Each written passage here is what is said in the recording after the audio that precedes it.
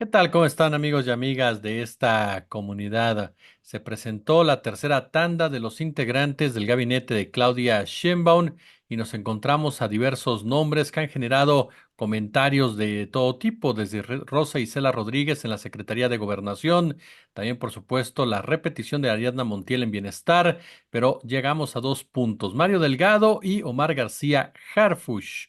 Mario Delgado a la Secretaría de Educación Pública, Omar García Harfuch a la cantada Secretaría de Seguridad Pública. ¿Qué tanto sorprenden? ¿Qué lectura le damos a estos nombramientos? Mi querido Ariel Rodríguez Curi, te saludo con muchísimo gusto y lo primero que te preguntaría es eso. ¿Qué lectura le damos a este nombramiento, a estos a estos cuatro nombramientos de la doctora Claudia Sheinbaum? Mira, yo creo que, Jesús, buenas tardes a tu público. Yo creo que está más o menos en consonancia con una lógica que viene desde la primera jornada, desde el primer jueves de gabinete, como lo llama la presidenta electa. Me da la impresión de que Sheinbaum está dispuesta a delegar en ciertos perfiles que son políticamente, por diversas razones, o técnicamente fuertes y visibles, ¿no? Y esto me parece que es o podría ser una diferencia con la manera en que ha manejado su gabinete el presidente López Obrador. Es decir, yo creo que asumiendo que no tiene las características de comunicación Sheinbaum que tiene López Obrador, puede tener unas distintas, incluso mejores, pero no son las mismas, depende de un gabinete que yo no llamaría técnico, pero sí de peso político, ¿no? Y me parece que, bueno, Rosa Isela Rodríguez hoy en Gobernación es claramente un caso, un poco en comparación con cierto perfil más blando, más incluso débil en el primer caso del nombramiento de López Obrador en la Secretaría de Gobernación. Ahora pone una política con trayectoria y con peso propio, ¿no? Yo diría también lo mismo en la Secretaría de Bienestar en cuanto que hay una expertise técnica al respecto, ¿no? Y esto yo creo que nos lleva a un problema o a un fenómeno que es muy interesante y es cómo concibe el presidente en funciones un gabinete, es decir, si ese gabinete converge naturalmente en el presidente, porque así es el mandato constitucional, pero el tiroteo, el choque que va a haber con la opinión pública, porque así es el ejercicio del poder, ¿no? Entonces yo creo que está tomando una decisión que caracteriza o va a caracterizar a Sheinbaum, es decir, fortalecerse en un gabinete que tiene sus propias especificidades y su propio peso político. Oye, querido Ariel, el tema Omar García Harfuch, entramos con los dos puntos más polémicos de este gabinete, esta tercera tanda del gabinete. Omar García Harfuch, ¿te sorprende? Es un hombre que ha generado molestia al interior de la izquierda por el tema Yotzinapa, por el presunto vínculo con García Luna. ¿Qué tanto te sorprende que sea finalmente incluido por Claudia Sheinbaum y qué tanto puede afectar de una manera u otra, si es que así lo hace, este gabinete, esta postura?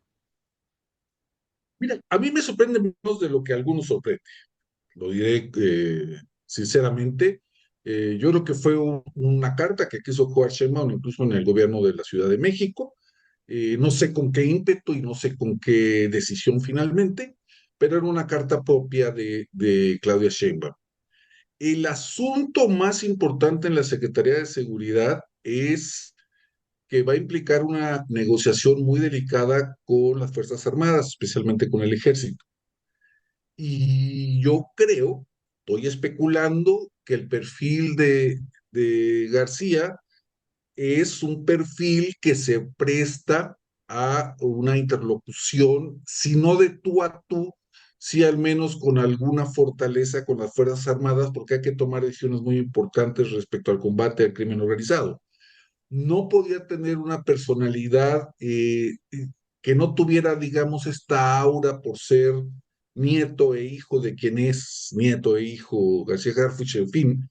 Y yo creo que le está hablando, le está diciendo a las Fuerzas Armadas, te presento a uno que si no es de tu estirpe, no es ajeno a esas trayectorias, a las propiamente militares, porque está de por medio la Guardia Nacional, pero sobre todo está de por medio, yo creo, las políticas, la sistematización del combate al crimen organizado. Y yo creo que necesitaba una personalidad que vamos a ver si es la de García Harfuch.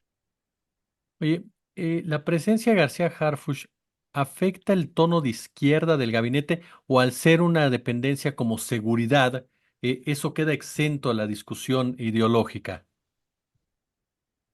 Pues yo creo que es un riesgo que está corriendo Claudia Sheinbaum, ¿no? Yo creo que sí le afecta en cuanto a que la trayectoria misma de García Harfuch, en fin, va a hacer a más de uno levantar las cejas, sin duda. Pero yo creo que tiene los suficientes votos detrás y la suficiente prestancia política porque ganó como ganó para correr riesgos. Y yo creo que un presidente que no corre riesgos, o una presidenta en este caso que no corre riesgos, pues no vale la pena que esté ahí. Tiene que utilizar sus propias cartas para solucionar un problema que va más allá de las percepciones que puedan tener sectores de izquierda respecto al personaje como tal, sino que tiene que ver con la negociación y con la sistematización de relaciones entre el Ejecutivo, entre el gobierno civil y las Fuerzas Armadas. ¿Me explico? Entonces, yo diría que por supuesto que tiene costos, pero yo diría que afortunadamente para Claudia Sheinbaum, ella tiene un capital político mucho, muy grande como para preocuparse de cuánto le cuesta el nombramiento, pues, ¿no? ¿Crees que con la llegada de Omar García Harfuch, que a final de cuentas en la Ciudad de México manejaba 50,000 integrantes en la policía, incluso en la IEC también hablaban de 4,000, 5,000, si no mal recuerdo, se puede echar para atrás la integración de la Guardia Nacional al ejército como tal o haya una negociación para que García Harfuch pueda tomar espacios, ocupar espacios operativos? Porque él es un hombre operativo en realidad, no es un hombre Así es. administrativo político. No, no. Yo creo que tienes razón. Yo creo que la idea fundamental es que un civil pueda avanzar en el control de la Guardia Nacional independientemente de que se le vaya a asignar a la Secretaría de la Defensa en cuanto al control y la definición de políticas. Eso es una cuestión fundamental. Yo esperaría, pero eso sí es una carta muy anticipada a Santa Claus o los Reyes Magos, que a la larga entendamos en México que el problema de la Guardia Nacional no es si está bajo la férula de la Secretaría de la Defensa o es un organismo enteramente civil, sino que el problema fundamental es, o el proyecto fundamental sería formar un Estado Mayor conjunto, ¿no? Que incluyera, por supuesto, al ejército, a la marina de guerra, y a la Guardia Civil, como es el caso de España o Francia o Italia o Chile, etcétera, donde las policías que se pueden equiparar a la Guardia Nacional forman parte de ese comité conjunto. Ujú. En igualdad de circunstancias, pero con atribuciones completamente diversas. Yo creo que eso tranquilizaría mucho las aguas. Ahora, este es, te digo, una carta anticipada a Santa Claus porque no está así el esquema legal en México, pero en espíritu yo creo que es lo que se está tratando de hacer, que la Guardia Nacional, con la presencia de un civil como García Harfuch, pueda hacer interlocución con las Fuerzas Armadas, aunque formalmente acabe supeditado o esté supeditado a la Secretaría de la Defensa. Rosa Isela Rodríguez, secretaria de Seguridad en el actual gobierno, Omar García Harfuch, secretario de Seguridad en el próximo gobierno, Juan Ramón de la Fuente en la Cancillería. ¿Ves este gabinete pensando también en lo que pasa del otro lado de la frontera? A final de cuentas, Rosa Isela ha tenido relación directa con la gente de Biden, con los republicanos. Harfuch tiene relación de una u otra manera también con la gente de los Estados Unidos, con las agencias de inteligencia. Juan Ramón vínculos con empresarios, con políticos de derecha y bueno, republicano y demócrata. ¿Lo ves por ahí también? Absolutamente, yo creo que sobre todo los nombramientos del día de hoy, no solo porque también está el caso de Brad, digamos, para algunas cuestiones en la Secretaría de Economía, eh, eh, eh, tiene mucho que ver con ese paisaje, ese escenario inestable que es ahora la política de Estados Unidos. No solamente es un gabinete por efectos de los intereses mexicanos dentro del territorio nacional, Jesús, sino tiene que ver, yo creo, también con cierta inestabilidad que uno podría adivinar del otro lado de la frontera, dependiendo del resultado de las elecciones, que pueden ser muy competidas o que la cual puede arrasar, por ejemplo, Trump, que también es un elemento de inestabilidad para la política mexicana. Yo creo que se está pensando muy claramente en adelantar vísperas, adelantar líneas y tener, vamos a decirlo así, una línea de defensa dentro del gabinete para negociaciones que prometen ser muy arduas en términos de la migración, que es un tema, como tú sabes, delicadísimo y como sabe tu público, la seguridad, incluyendo el crimen organizado, y el ajuste del Tratado de Libre Comercio, pues, ¿no? Que son cosas que se nos vienen encima, amén de la propia evolución discursiva y fáctica de la política estadounidense después de las elecciones de noviembre. Entonces, yo creo que es una cuestión absolutamente indispensable, y yo me congratulo al menos, de que la presidenta Sheinbaum sepa que la política interna de los Estados Unidos, nos guste o no nos guste, afecta a la política mexicana, de la misma manera que ya la política mexicana afecta a la política estadounidense. ¿No? Estamos imbricados, más allá de cualquier discurso, estamos imbricados y por lo tanto hay que ser muy cuidadosos y velar armas porque las cosas se pueden precipitar con muchísima velocidad. Pasando al tema, Mario Delgado, querido Ariel. Delgado, que bueno, vive en este momento una situación complicada en Morena, las críticas constantes por la postulación finalmente de Sergio Mayer, que llega como diputado plurinominal, que se le manejó como posible secretario de Gobernación, pero termina en Educación Pública. ¿Qué lectura le das a la llegada de Mario Delgado, quien fue vocero de AMLO en el 2018 y que bueno, se mantuvo cerca de Sheinbaum durante todo este periplo a la silla del Águila? Me parece que es un reconocimiento, porque más allá de las críticas que ha recibido Delgado, pues tuvo una conducción que al menos en los hechos, en los resultados, es contundente. No se podía dejar un político que dirigió, que estuvo muy cerca de la dirección de la campaña, al margen del gabinete, sobre todo considerando, insisto, los resultados y las escalas de los resultados. No lo ponen en un lugar que sea algo parecido a un centro vacacional. La Secretaría de Educación Pública es muy demandada, es muy observada, es muy delicada en términos de sus decisiones, que tienen que ver con muchísimas cosas. Ahora un poco aligerada porque sale la educación superior y la ciencia y la tecnología en otro organismo, en otra Secretaría de Estado. Pero yo diría que es uno de los muros más visitados por parte de toda la opinión pública. ¿Qué se está haciendo en las escuelas, desde los jardines de niños hasta las preparatorias, las secundarias, etcétera? Entonces, yo creo que al mismo tiempo que es un reconocimiento a Delgado, se le está dando una responsabilidad política enorme, ¿no? Entonces, yo diría que no podría quedar fuera del gabinete y no le dan un lugar apacible.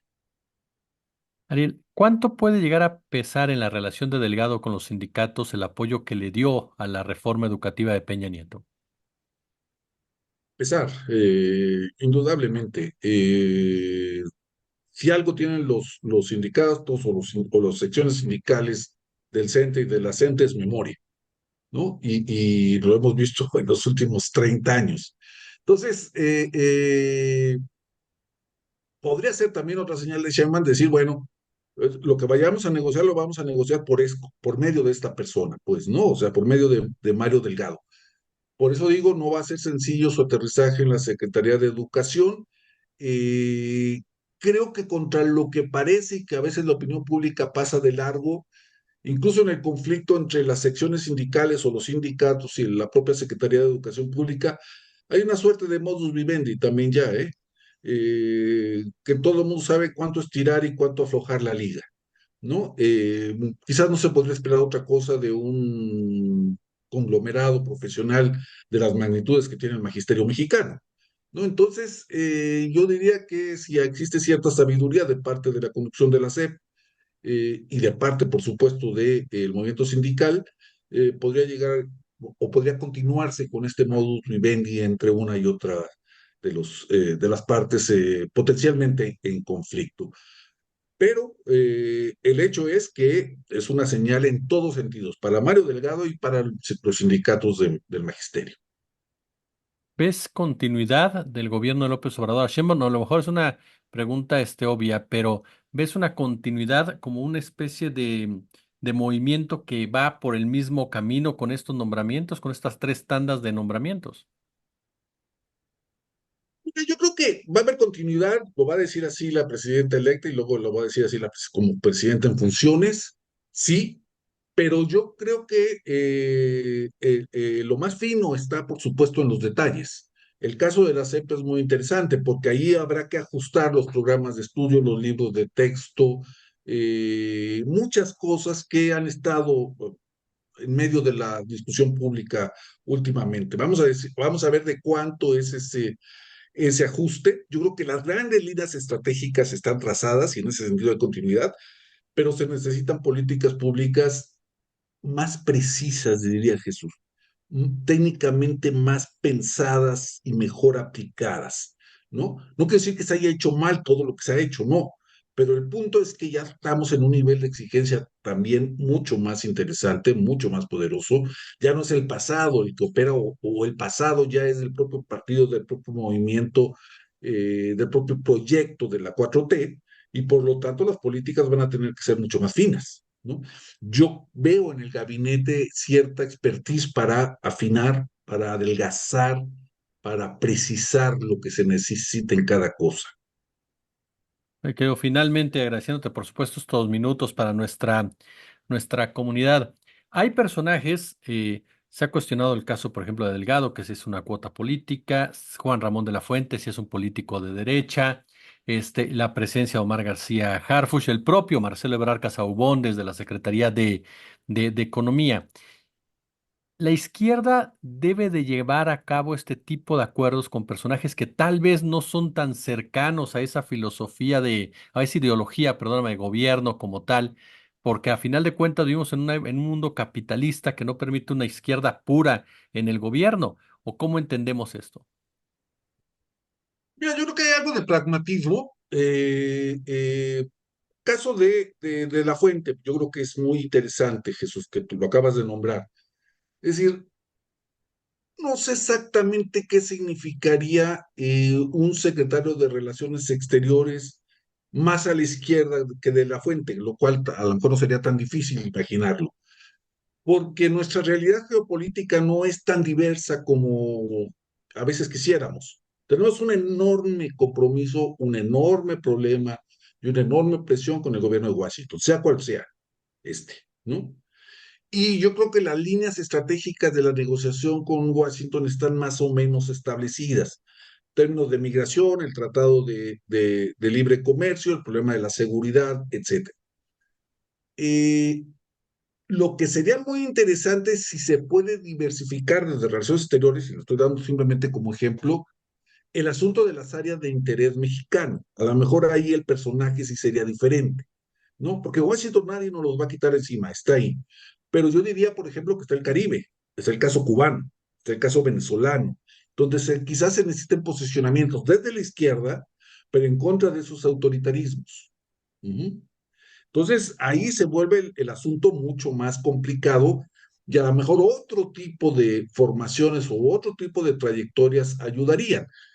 Pero nada quita que nosotros, la generación que viene, y quizás dentro de 2 o 3 generaciones, nuestra gran preocupación se llama Washington y nuestra gran zona, digamos, peligrosa, difícil, etcétera, es esa frontera de casi 3.000 kilómetros en el norte. Esa es nuestra realidad. Entonces, no sé si el perfil ideológico de un político cambie esta realidad en el corto plazo, porque yo creo que hay líneas estratégicas que más o menos están claras para todos. Mi querido Ariel Rodríguez Curi, yo como siempre te agradezco muchísimo estos minutos de sabiduría que nos compartes aquí en nuestra comunidad. Eso espero. Un abrazo, Jesús.